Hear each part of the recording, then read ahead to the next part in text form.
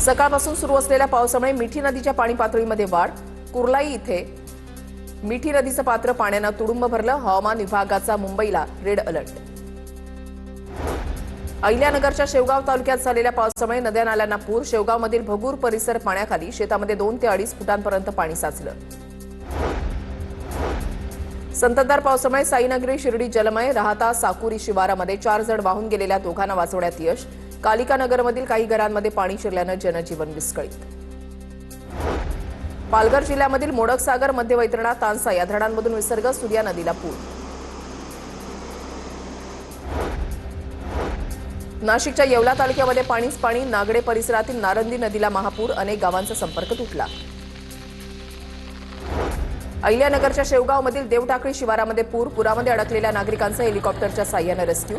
आणखी अनेक जण पुरामध्ये अडकल्याची माहिती.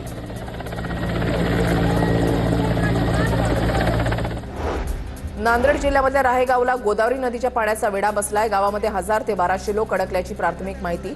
तर पुराच्या पाण्यामध्ये अडकलेल्या नागरिकांचे रेस्क्यू सुरू.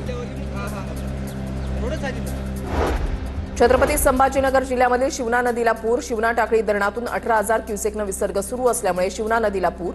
गंगापूर तालुक्यामधल्या लासूर गावासह श्री दाक्षायणी देवी मंदिरामध्ये पुराचं पाणी शिरलं. छत्रपती संभाजीनगरच्या कन्नड तालुक्यामधल्या शिवना टाकळी बंधारा ओसंडून वाहू लागला. नदीकाठच्या नागरिकांना सतर्कतेचा इशारा. नांदेडच्या धर्माबादमधील रोशन गावात शेतकऱ्यांचं जलसमाधी आंदोलन. नुकसान भरपाईच्या मागणीसाठी गावकऱ्यांनी जलसमाधी आंदोलन केलं. गोदावरीच्या बॅकवॉटरमुळे मोठं नुकसान झाल्याचा आरोप.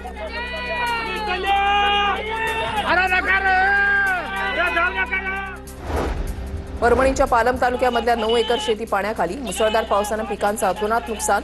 समाज माध्यमांवर व्हिडिओ व्हायरल.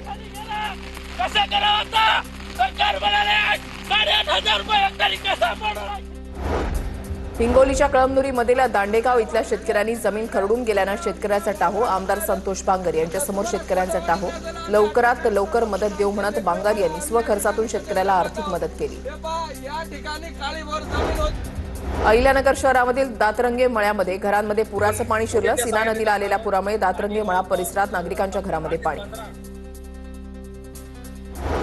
नांदेडमध्ये पुराच्या पाण्यातून गाडी नेणं अंगलट. मन्याड नदीच्या पुरामध्ये गाडी अडकली. पिकअपमध्ये अडकलेल्या 2 जणांना गावकरी आणि पोलिसांनी सुखरूपपणे बाहेर काढलं.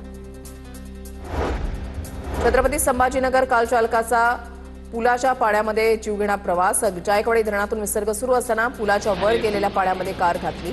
सुदैवानं कार चालक सुरक्षित काठावर पोहोचला.